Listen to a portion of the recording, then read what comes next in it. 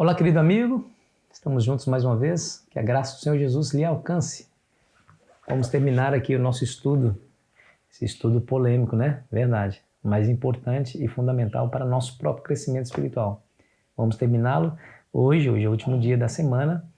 Agradeço a sua companhia, agradeço a sua interação conosco quando você toma esse canal, quando você toma esse vídeo e o compartilha com outras pessoas, fazendo com que essa mensagem chegue a outros lugares.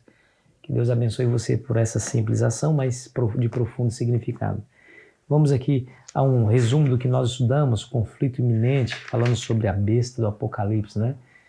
Você se lembra que a besta é um animal que não tem relação nenhuma com os outros animais existentes no mundo, né? Imagina, ela viu uma besta surgindo do mar, João, né? Viu uma besta surgindo do mar que tinha 10 cabeças. Qual é o animal que tem 10 cabeças hoje? Nenhum. Tinha sobre as cabeças 10, quer dizer, 7 cabeças, desculpa, 7 cabeças. Tem sobre as cabeças 10 chifres.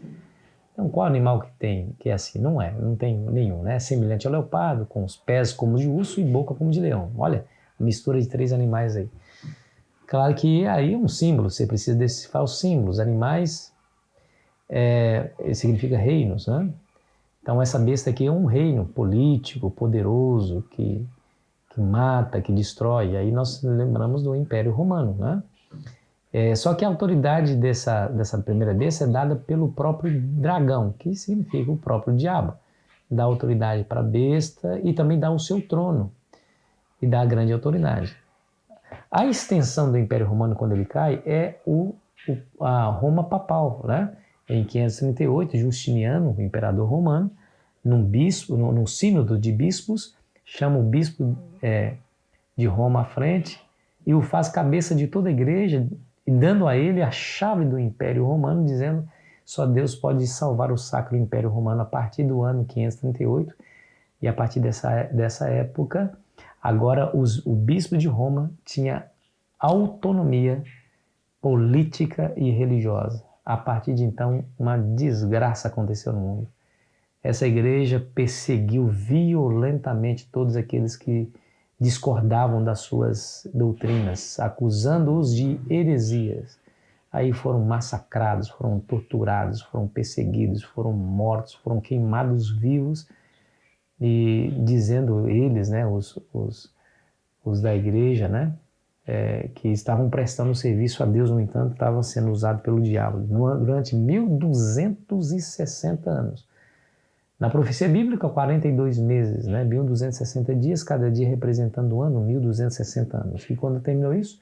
1798, quando Napoleão Bonaparte, na Revolução Francesa, enviou Berthier, seu general, ao Vaticano, que prendeu o Papa Pio VI e o levou para o cativeiro, e ali ele morreu. Ali a Igreja Romana perde a sua hegemonia mundial, apesar de manter ainda o poder religioso, mas agora não tem mais o poder político, né? O poder político. Porém, essa ferida mortal, segundo a profecia, seria curada. E como seria curada? Quando o diabo levanta uma segunda besta, ou seja, um segundo império, um segundo poder político, que, ao contrário da primeira besta, surge da terra. A primeira besta surge do mar. E mar é juntamento de águas, e águas em profecia significa povos, nações e tribos e línguas, ou seja, multidões. Então a segunda besta surge da terra, ou seja, de uma região escassamente povoada. E aí os Estados Unidos se encaixa perfeitamente nessa descrição, porque em 1698 o navio Mayflower, trazendo os pais peregrinos da Europa, eles atracam ali na Baía de Massachusetts em 1622 e começa aí a nação americana construída sobre 2 pilares: liberdade política e liberdade religiosa. Eles diziam: nós queremos uma nação sem rei e uma igreja sem papa, ou seja, todos irão ser livres para seguirem o que quiserem em termos de religião. Ninguém vai ser morto porque discorda de doutrinas, enfim. E a Bíblia fala que essa besta, a segunda besta que surgiu da terra, tem 2 chifres, ao contrário da primeira que tinha 7. Ao contrário da primeira, os chifres da segunda besta não têm diademas, isso quer dizer que não é uma monarquia, né? não é uma monarquia. E esses dois chifres são os dois pontos basilares da nação americana, que constitui aí a nação americana, que é a liberdade política e religiosa. Mas, no fim, acaba falando como dragão. Ou seja, ela muda, ela nega a base da sua Constituição, que é a liberdade, e começa a perseguir todos aqueles que não adoram a primeira besta.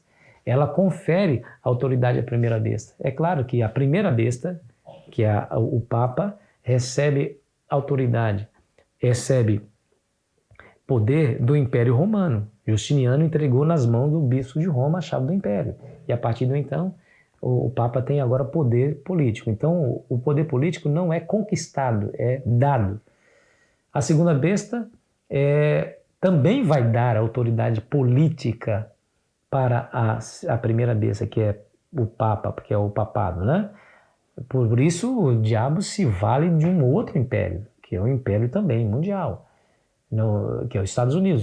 Imagina a potência que os Estados Unidos... Hoje, os Estados Unidos é a maior potência do mundo. Quando ela quer fazer alguma coisa, ela faz, não há quem impeça. Você se lembra do Iraque, né? Havia uma clara proibição, quer dizer, era discordante a invasão do Iraque pelas Nações Unidas. As Nações Unidas não concordaram de jeito nenhum. Eles simplesmente ignoraram a decisão das Nações Unidas, invadiram o Iraque e destronaram lá o Saddam Hussein, levaram Saddam Hussein a julgamento e aí ocupou por muitos anos ali aquelas terras, né? O que os Estados Unidos querem fazer, faz, porque é a maior potência mundial, a maior potência bélica do mundo, né? A moeda de reserva hoje no mundo é o dólar. Você vai em qualquer lugar do país, é o dólar que está lá. Aí é uma moeda americana, né? Então veja que a descrição bate com do Apocalipse, bate com o surgimento da nação americana, né? E a nação americana vai dar as suas mãos ao papado para instituir novamente o papado como uma grande força mundial, de influência mundial. Imagina, no mundo que nós estamos vivendo, o caos moral que nós estamos vivendo, nós precisamos de um líder que tem poder de agregar ao redor de si todas as pessoas, né? Quem seria esse líder moral? Quem seria, né? A lição de sexta-feira diz assim, Deus nunca força a vontade ou consciência, Satanás, porém, recorre constantemente à violência para dominar aqueles que ele não consegue controlar de outro modo. Para realizar isso, ele age tanto pelas autoridades eclesiásticas quanto pelas seculares, levando-as a impor leis humanas em desafio à lei de Deus. Está lá no Grande Conflito, página 492, né? E de fato, isso vai acontecer. Mais uma vez, leis humanas serão instituídas em desafio à lei divina e haverá aqueles que não vão concordar com isso e por isso vão ser perseguidos, né? Aí no livro O Grande Conflito, na mesma página, agora, quer dizer, página 494, diz assim, para suportar a prova que os espera, os fiéis devem compreender a vontade de Deus como está revelada em sua palavra, pois só poderão honrá-lo se tiverem uma concepção correta de seu caráter, governo e propósitos e agindo de acordo com estes.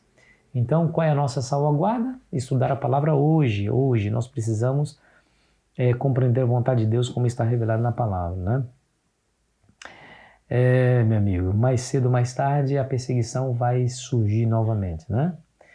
E a lição diz assim, no entanto, Deus terá na terra um povo que se fundamentará na Bíblia e apenas na Bíblia como norma de todas as doutrinas e base de todas as reformas. Nem a opinião de sábios, nem as deduções da ciência, nem os credos ou decisões dos concílios eclesiásticos, tão numerosos e discordantes como são as igrejas que representam, nem a voz da maioria, nada disso deve ser considerado como evidência a favor ou contra qualquer ponto de fé religiosa.